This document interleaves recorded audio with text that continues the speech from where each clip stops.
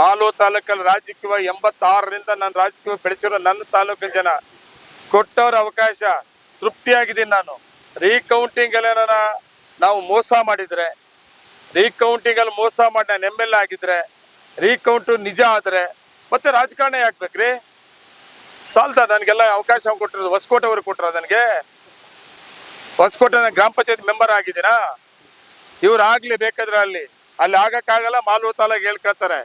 ಆದ್ರೆ ಕೌಂಟಿಂಗ್ ಅಲ್ಲಿ ನಿಜವಾಗ್ಲೂ ಅವ್ರು ಹೇಳ್ದಂಗೆ ಏನಾದ್ರು ಆಗ್ಬಿಟ್ರೆ ಆಗೋದಿಲ್ಲ. 100% ಅಲ್ಲ, 200% ಕೌಂಟಿಂಗ್ ರೀಕೌಂಟಿಂಗ್ ಬೇಕು ಅಂತ ಆಸೆ ಪಟ್ಟಿದ್ದನು. ಆದ್ರೆ ರೀಕೌಂಟಿಂಗ್ ಅಲ್ಲಿ ಏನಾದ್ರು ನನಗೆ ಹಿನ್ನಡೆ ಆದ್ರೆ ಮತ್ತೆ ರಾಜಕಾರಣಕ್ಕೆ ಬರಲ್ಲ. ಸಾಕು, ಮಂಡಲ ಪಂಚಾಯತಿಂದ 2 ಸಾರಿ MLA ಅಂತ ಅನ್ಸ್ಬಿಟ್ಟಿದೀನಿ. ಇವ್ರು ಹೇಳ್ತಾರಲ್ಲ ಮೋಸ ಮಾಡಿದೀವಿ ಅಂತ.